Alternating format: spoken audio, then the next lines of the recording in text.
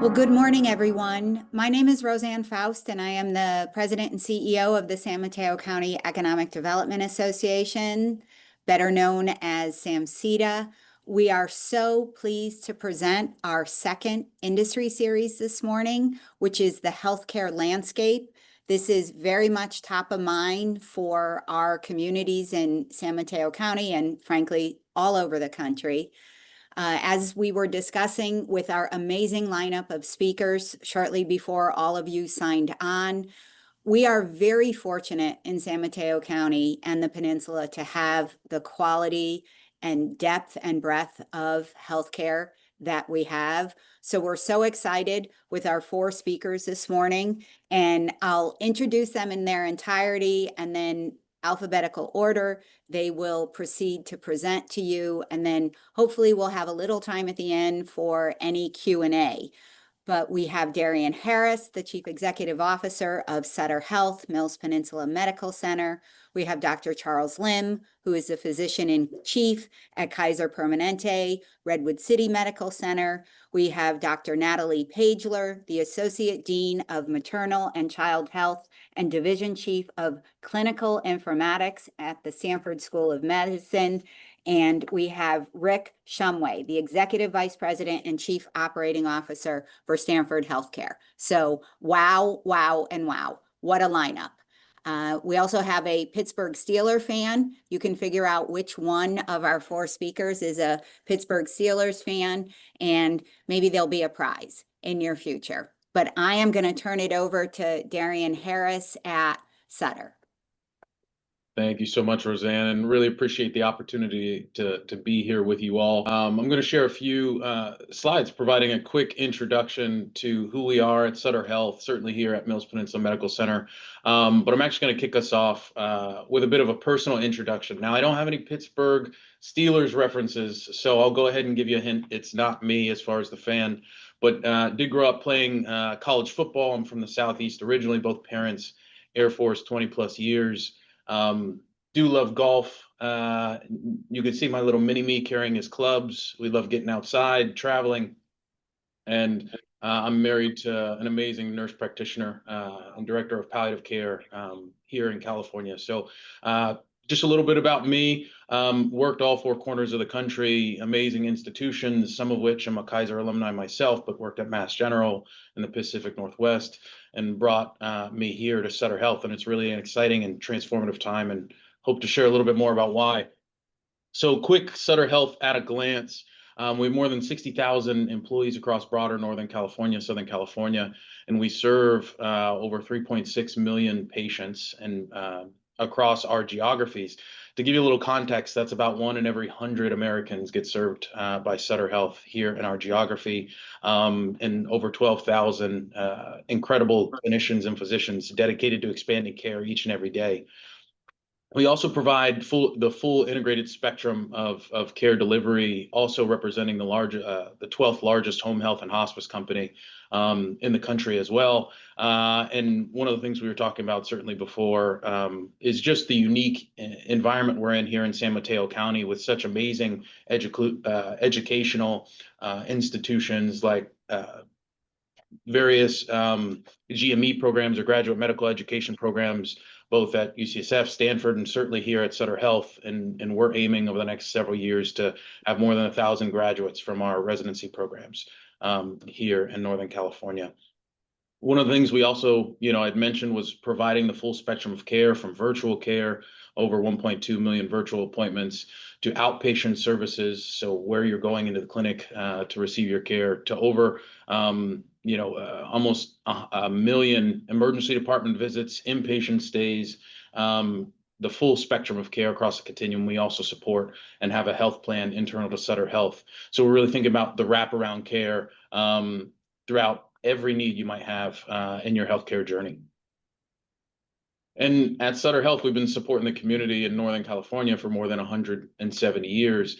And I'm going to zoom in a bit, particularly on our impact from Mills-Peninsula Medical Center standpoint here in San Mateo County.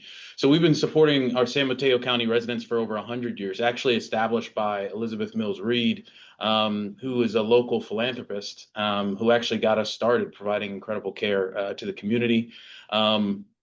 Really proud of that care. We have nearly 800,000 or so residents in San Mateo County, and we provide, upwards of 350,000 outpatient visits, 14,000 patients stay with us on an annual basis. And so we continue to grow, focus on expanding access, but really built on a foundation of quality. And we're very proud, certainly, of the external recognitions, to include Healthgrade's Triple Crown, only hospital in California to be, top 50 outstanding patient experience and patient safety and excellence. But more than that, our goal is to make sure that, our community has peace of mind that they have access to the best care. And I think between the panel here, you certainly do. And so excited to be here. Rosanne had mentioned some of the headwinds and opportunities as we think to the future, and just want to lay out a couple of those here as we think about organizations in the future. Patient experience optimization, leading with digital and AI and technology, focusing on being the best employer, expanding our reach and economies of scale, and ultimately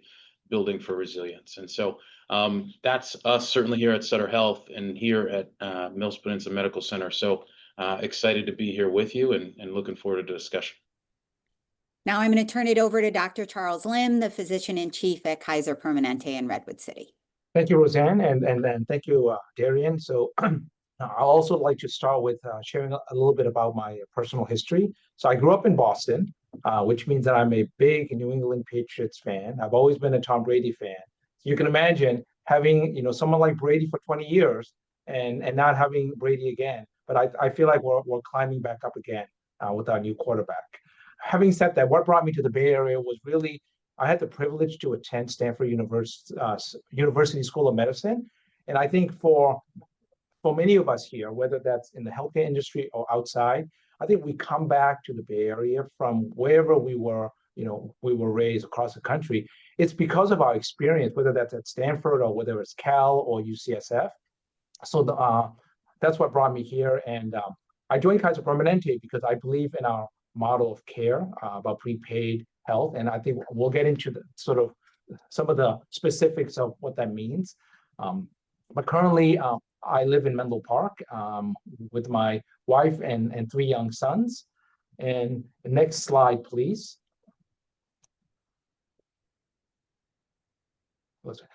So we're celebrating 80 years of Kaiser Permanente. And with that, I'd like to pay homage to our founders. So the person on the left you see with the blonde hair is Dr. Sidney Garfield. So Sidney Garfield was a general surgeon, and he did his residency at USC. And when he finished his residency, this was during the early 30s, during the Depression, there were no jobs. So as a physician and entrepreneur, he opened up a little hospital in the Mojave Desert at the site of the construction of the Colorado River Aqueduct.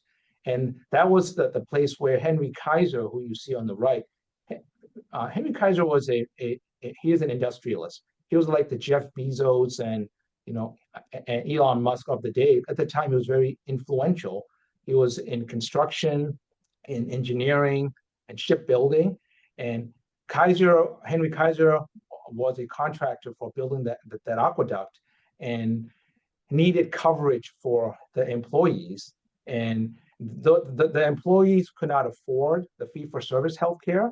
So he made an arrangement with Dr. Garfield to start the prepaid healthcare so that I believe it was 25 cents per day, that a prepayment that Dr. Garfield would provide coverage for workers in that who are constructing that aqueduct.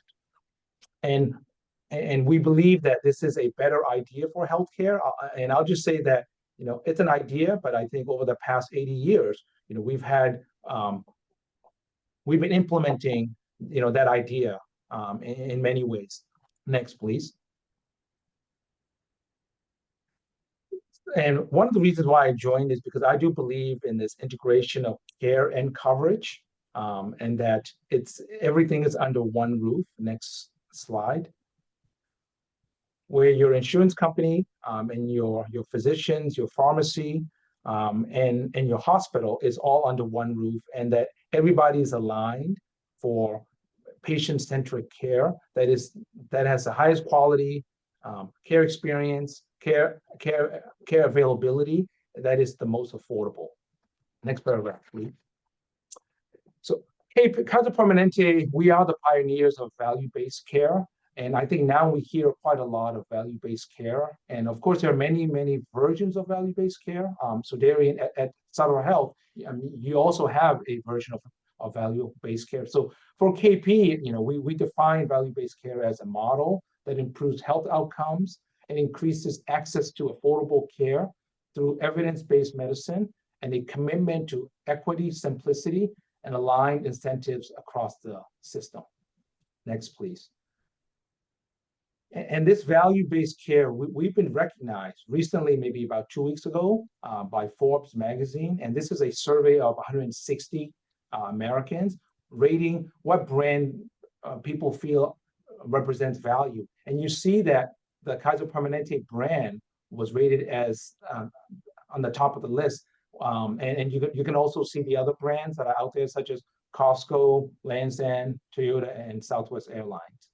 Next paragraph.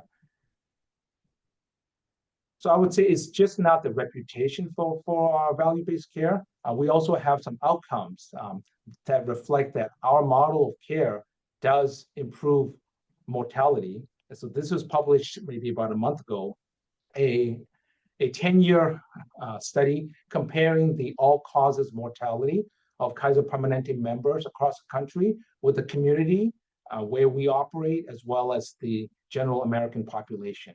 Next slide.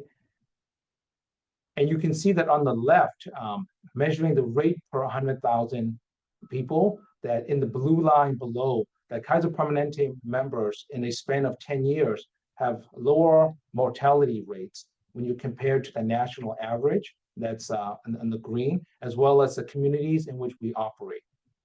And on the right graph, you see that mortality rate for everyone, right, across the country is declining, and for Kaiser Permanente members, that mortality rate is also declining. Next paragraph. Next slide. So I'll just focus my conversation around Kaiser Permanente Northern California.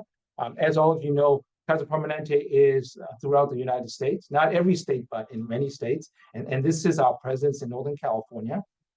So we serve 4.6 million members. So this is a full capitation.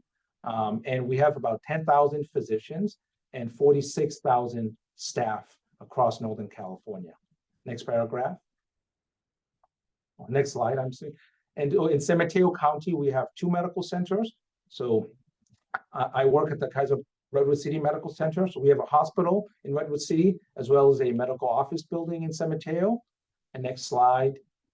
And we also have another medical center in South San Francisco. And you see on the left is our medical office in Daly City, and on the right is our Kaiser South San Francisco hospital. Next slide. And this is a transition slide because I know that we'll be talking quite a lot about workforce planning. So this was an op-ed from a physician in the Bay Area speaking on a looming shortage of primary care physicians in Silicon Valley. So I'll stop there and thank you again for the opportunity. I'm going to turn it over to Dr. Natalie Pageler with Stanford Medicine. Thanks, Rosanne. And yeah, very impressive presentation so far. And I'm so excited to be part of this panel.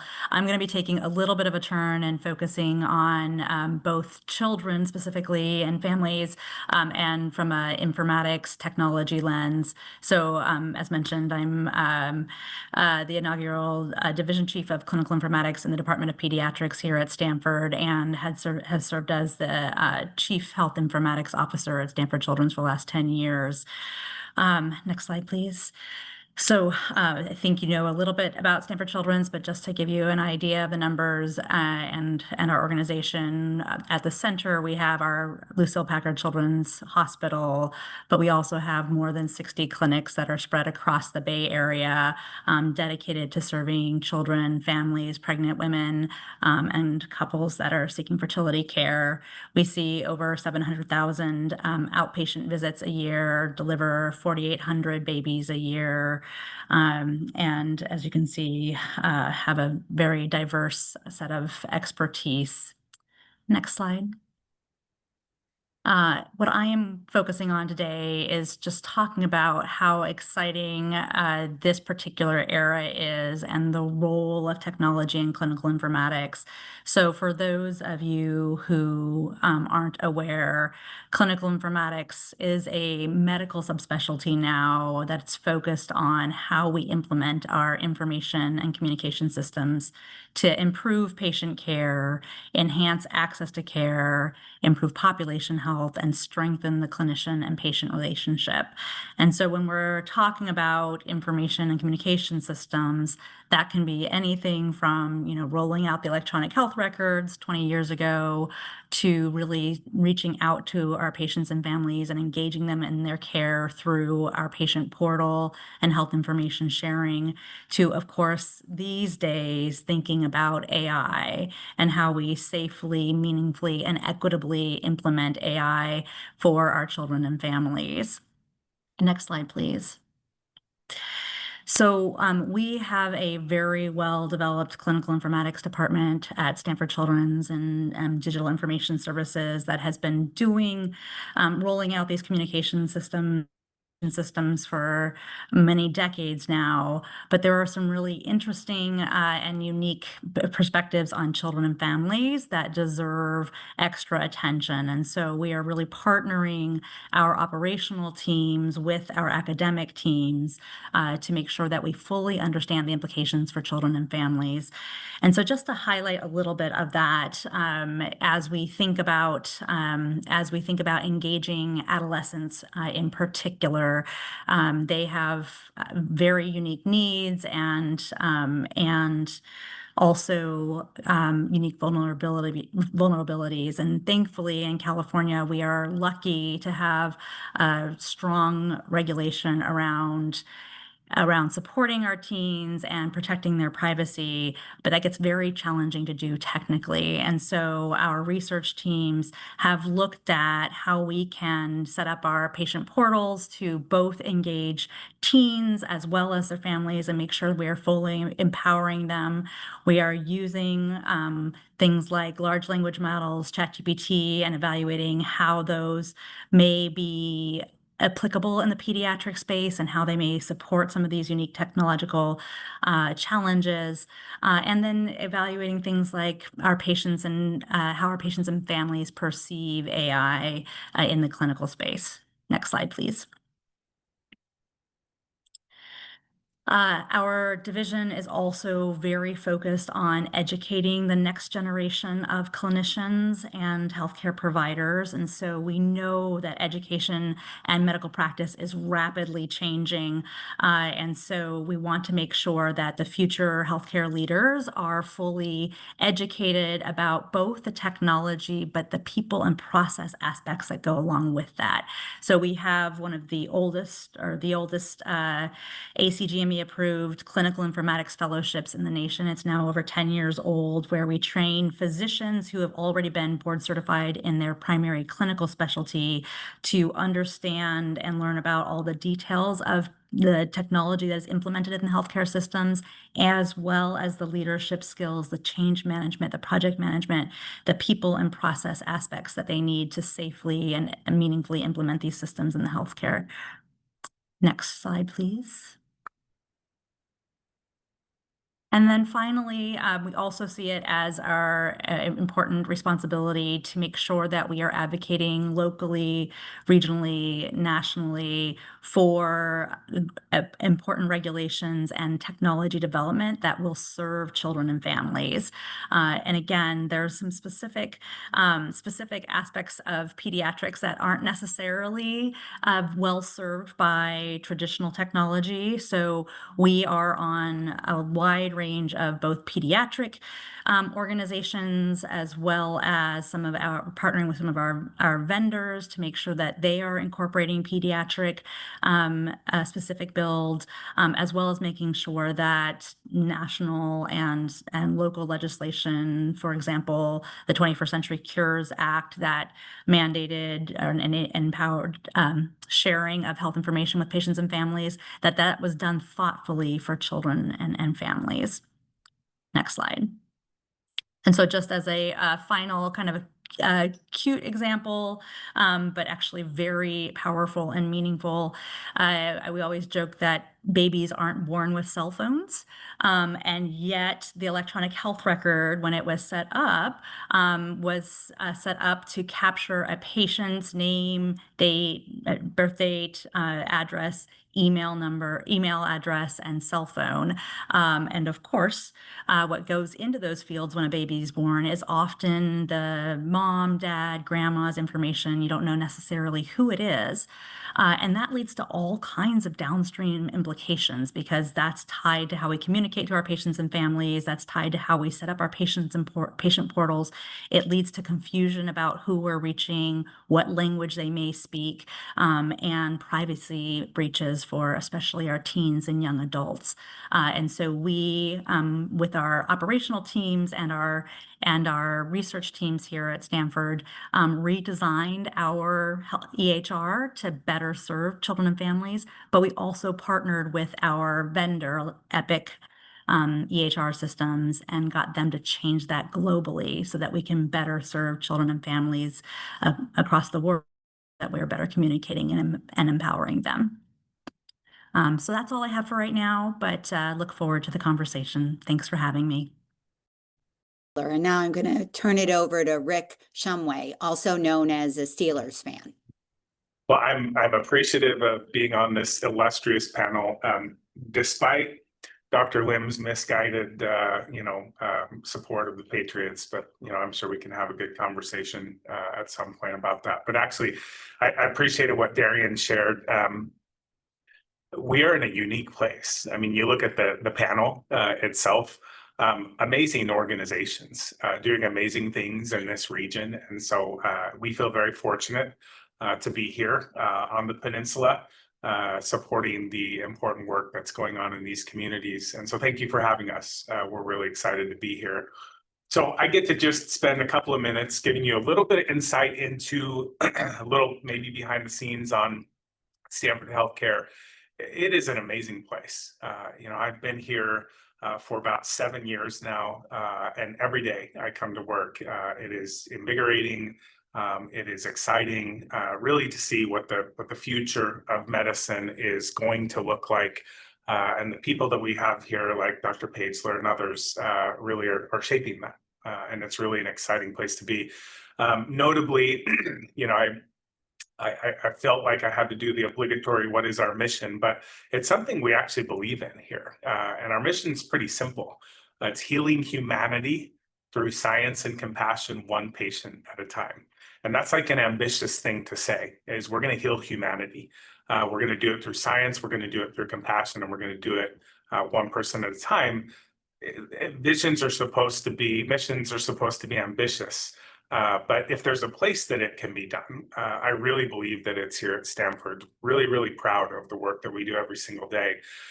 We get a lot of great opportunity and honor to be recognized in different things like, the U.S. News and World Report's Best Hospitals Honor Roll, 11 years in a row. We just recently were designated for the 5th time as a magnet hospital, which is essentially an excellence in nursing designation.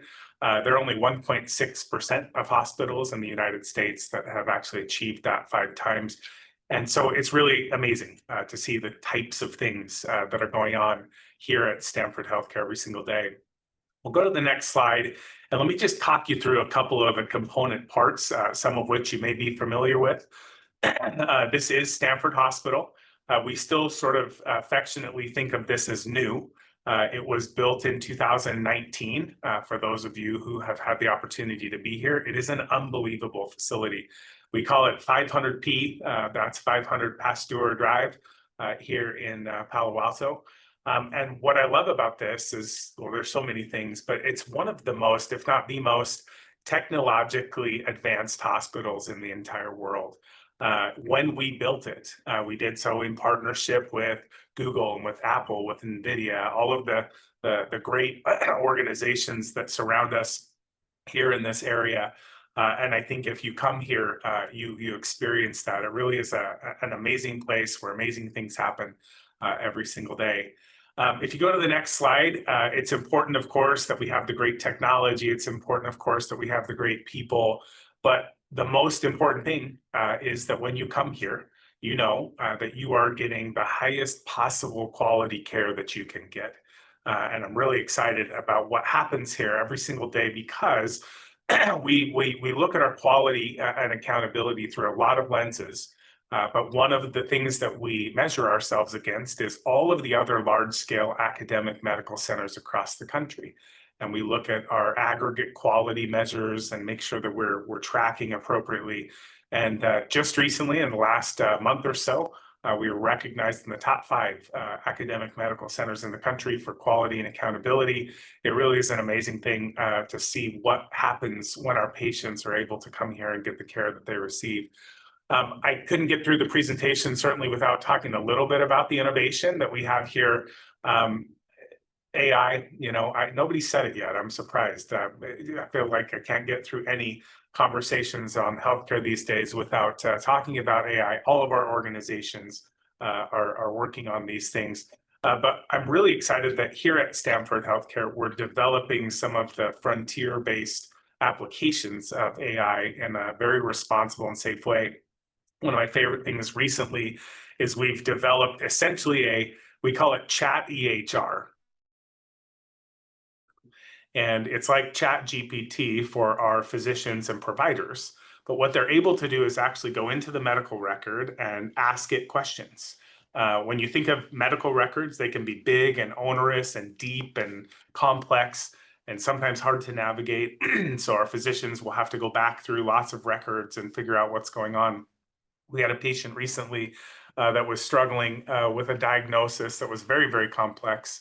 And the pathologists used our chat EHR function that we've developed and built here to query the medical record. And it actually found an obscure lab from 7 years prior that identified the actual clinical issue that all of our physicians were struggling to identify. And it changed the course of our patients' care delivery. Really exciting. Another example of how we use this is for our clinical trials. That's one of the things that I think is distinct and sets us apart, is our ability to offer those to many of our patients in all of our specialties.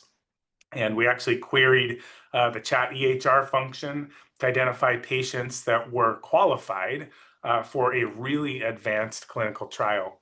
We found 7 patients off the bat that we were able to offer this to as a therapy to help in their care. Really exciting to see what's happening around the innovation side of things.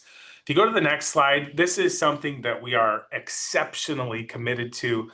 It's great that we're here in Palo Alto. It's amazing what we have to offer to our communities through the mechanisms here at 500p.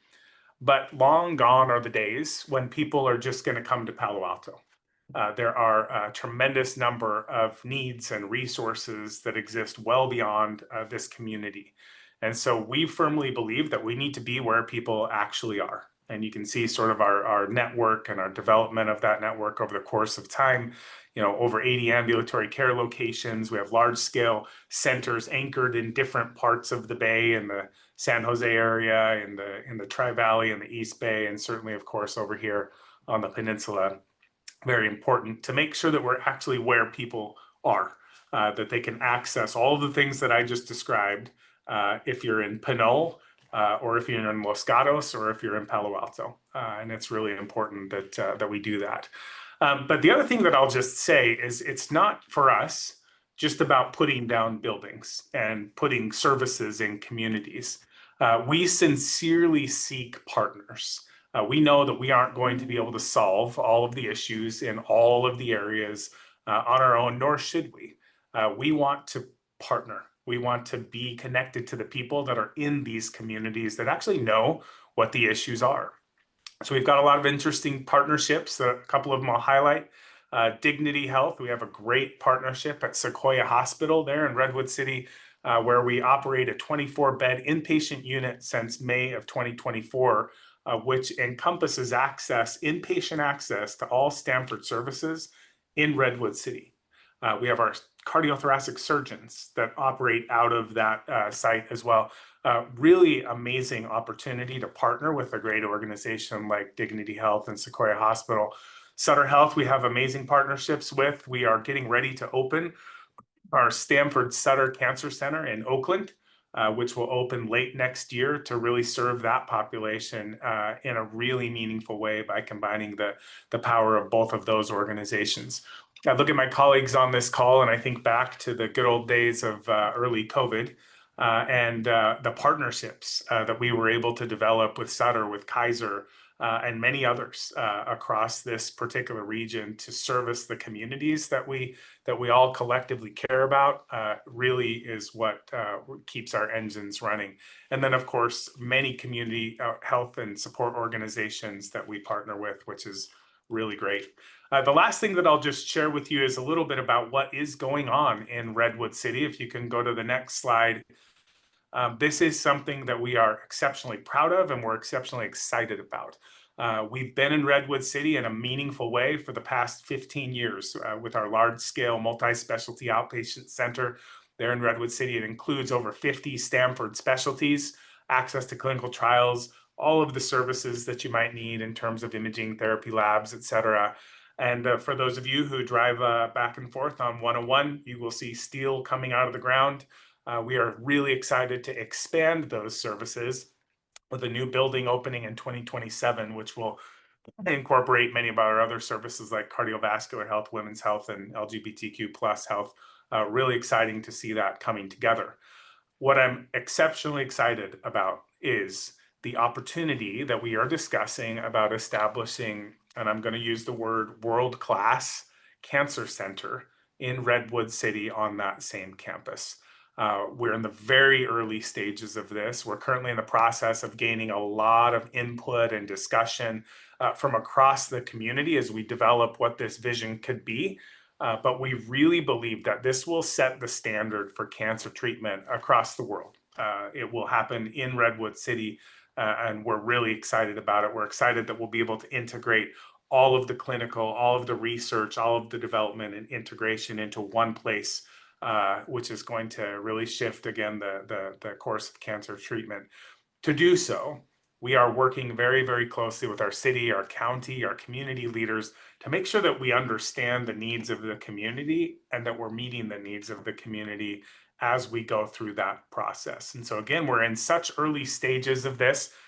When I'm finished, I'll put a link in the chat for those of you that are interested in what's going on here. But it'll give you more information about this, but we're really, really excited about what that's going to look like. At the end of the day, I think we're going to talk a little bit about challenges. They are ever present in healthcare, whether those are federal or state policies or access to care or social drivers of health. There are a lot of things that we're all trying to deal with.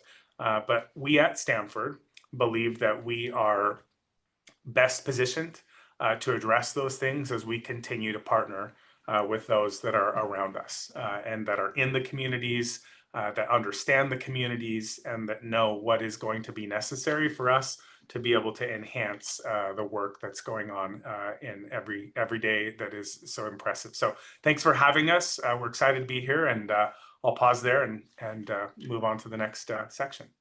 I have a few questions that I'll kick off the Q&A with, one per speaker, but I'm going to start with Darian. And Darian, if you could share with us some of Sutter's plans in workforce and also how Sutter deeply engages the community in your work. I appreciate the question, Rosanne, and I imagine it's something very much focused, top of mind for all of our organizations. But fundamentally, as we think about the demand for care, as we think about the future, and there's about 11,000 people aging into Medicare every day today, And realistically, from a forecast standpoint, that's not anticipated to peak until early 2030s. And so with that in mind, ultimately, we need to make sure that we have the workforce in place to help support and care for our community and for our patients.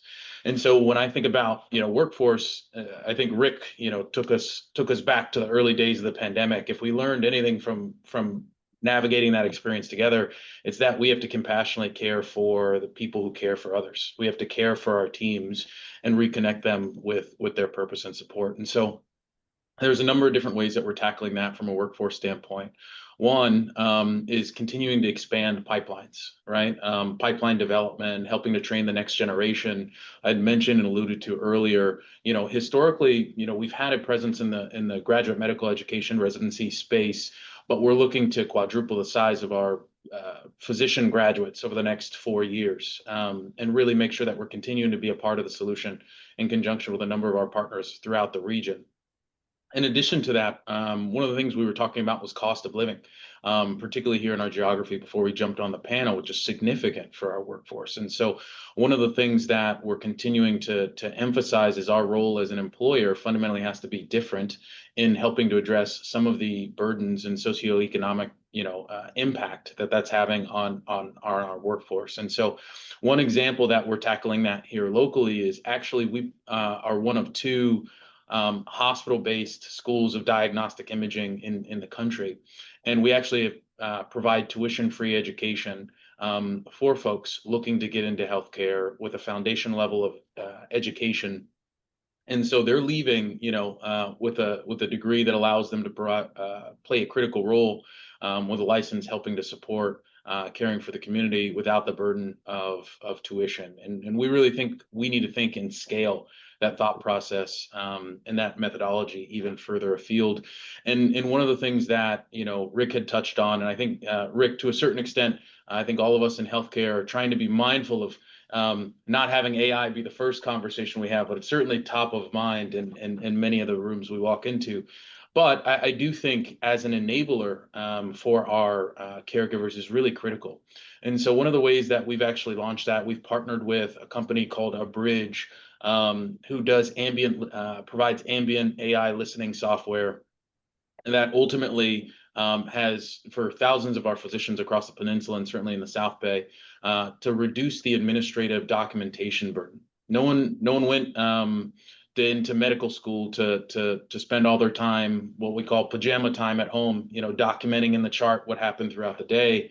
And I know our patients feel it, right? When you walk into a room and the doc trying to manage all the documentation can't, steer their eyes away from the computer. So we're freeing them from that in many respects. And what we've seen is about a 20% reduction in the administrative documentation time for the physicians using this technology. And so how do we leverage technology to alleviate the repetition and the administrative burden from our clinicians and caregivers, really with a focus on connecting them with purpose, and ultimately it also helps us expand access. And so a multi-factor approach, particularly on the workforce front, connecting our teams with purpose and that purpose with progress, integrating technology, expanding the pipelines, and helping to alleviate the cost barrier, ultimately to become and serve their mission in healthcare.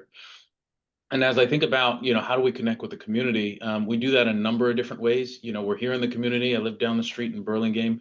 At the end of the day, the walls to our hospital and our health system are non-existent in our mind, right? And so we provide everything from, integrating volunteer, opportunities for our teams to providing free screening in a number of different sessions. We just hosted a men's and women's health free screening event in our community and our campus in San Mateo to help support the community. A number of our leaders sit on boards really trying to solicit information from the community and make sure that we're best serving.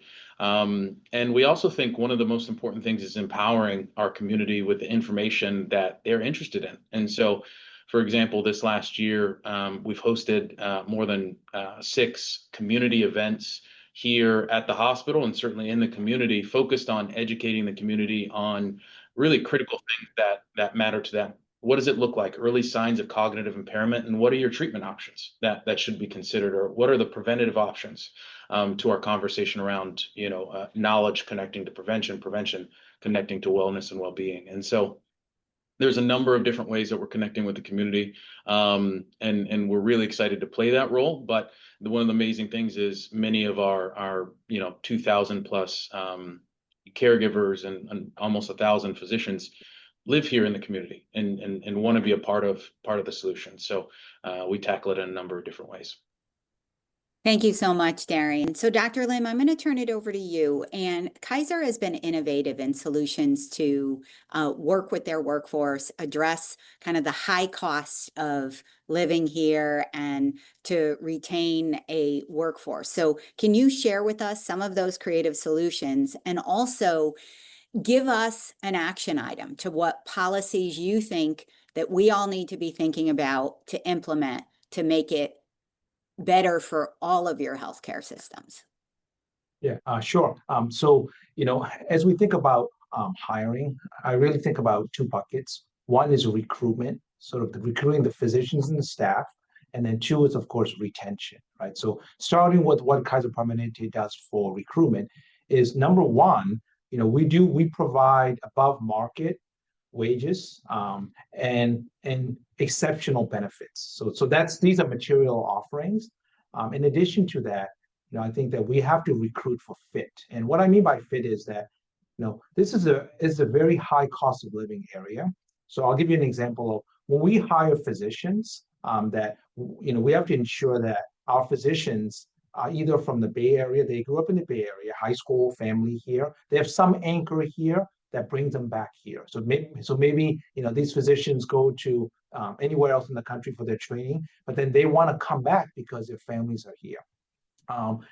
So secondly, it turns out that having institutions like UCSF and Stanford in medical education is extremely helpful because often, medical students and residents who spend time here, they end up meeting spouses who are in tech, and for that reason, they decide to settle here. So for us, that's been very beneficial to have those two academic anchors.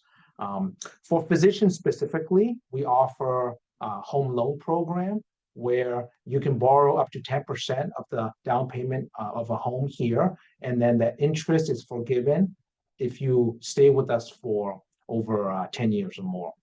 And with regard to opportunities, we do have a Kaiser Permanente allied school, allied health school, and I think so we have programs for X-ray technicians and phlebotomists.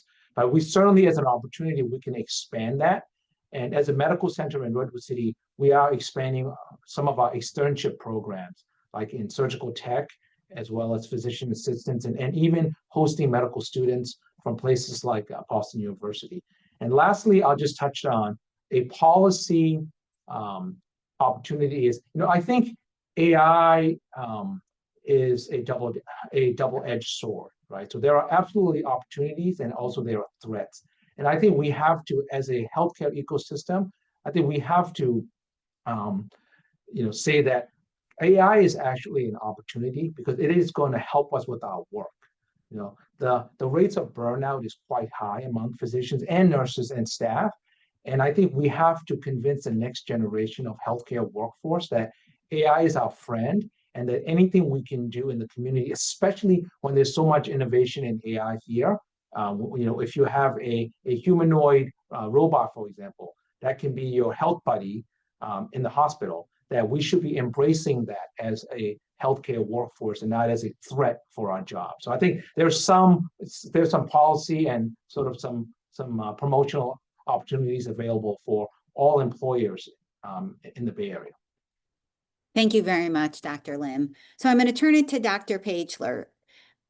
Dr. Pageler, can you help us understand the challenges that you face with bridging the academic research with real-world implementation in your field? Because you were able to explain it to us beautifully, but that kind of connection between the research and the implementation can be really hard to wrap our heads around. So I'd love you to dive a little deeper.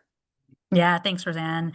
There's two aspects of this that I think are important to touch on. One is that the technology is just advancing so quickly, and our researchers are focused on, on the next big technology and advancing that.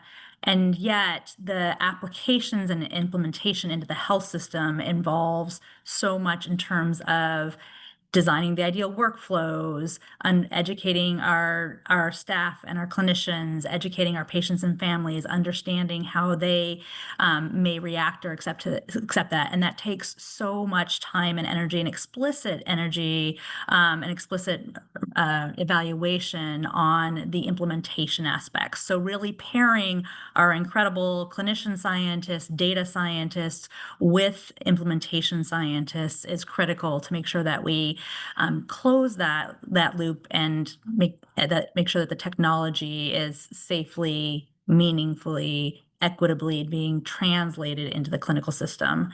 Similarly, there's a ton of data that's being generated in the health systems that we need to ensure that we capture and send back to our scientists, especially our data scientists, to analyze, so that we're creating this closed loop of a learning health system. So capturing all the information, learning from it, designing new systems, and then putting that back into the health system. I would say the second big point that I would make for research and applications of technology, especially in pediatrics, is that so much of the development and the primary research is done in the adult space, and there are significant questions about the applicability and the unique potential risks and potential benefits for children and families. And so, one example is the Apple Watch came out several years ago with its arrhythmia detection algorithm that was developed at Stanford, but all on adult patients and FDA approved for adult patients. But suddenly we had our teenagers or even younger kids showing up wearing their parents' Apple Watch. And what we were finding was that for some of our children with arrhythmias, our systems may not detect it because they weren't wearing it long enough, but they would go home with their parents' Apple Watch and come back in and say, "Hey, look what the watch caught." And so now we have researchers that are studying that and trying to understand, is that algorithm that was developed in adults, can it be applicable for the very different types of arrhythmias that we see in children and families? And those types of questions extend to every technology out there. So we're all excited about chatbots and how they may extend our healthcare services and extend the kind of personalization to our patients and families. And yet we're seeing some really scary things about chatbots with teenagers. And so how do we really evaluate that before we put that in to the systems for children and families? So lots of exciting work to be done and lots of exciting potential. Thank you so much. I'm going to turn it over to Rick, and then I have a couple of questions in the chat. And I really thank you, Joe Cafaro, for connecting with both our workforce board, which is NovaWorks, and our County Office of Education to talk about how we can really dive deeply into the workforce space. Rick, you're the Chief Operating Officer. So operational excellence is top of mind for you at probably pretty much 20 hours of a 24-hour day. How do you define it in a healthcare setting, and how do you measure it? Operational excellence. Thanks for that. I could say I have a cheat sheet. It's like you can't see it. It's over on the right-hand side of my bulletin board here.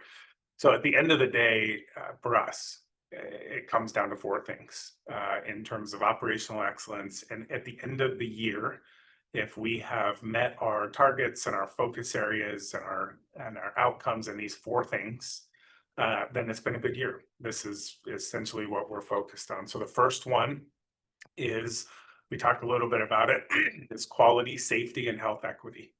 That's one of the core elements. And again, we can do all these amazing things and develop workforces and use AI correctly and otherwise, but if the quality is not where it needs to be as a result of that, then that's problematic for us. We measure quality in lots of different ways. It's a very complex equation. But as I mentioned before, one of the things that we do here at Stanford is we compare ourselves to some of the very best across the country to make sure that we've met the high standard that exists and exceeded it. And so that's one, quality, safety, health, equity. The second one is patient experience.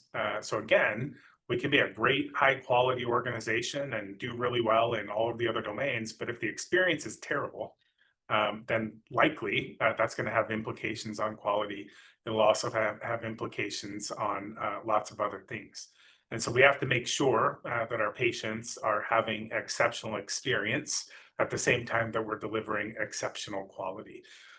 And that's a never-ending journey. Healthcare is complex and challenging. People aren't here because they want to be. And so figuring out ways that we can enhance that experience productively and positively amidst what sometimes are the most challenging situations that people face in their entire lives is also an important part of what we focus on.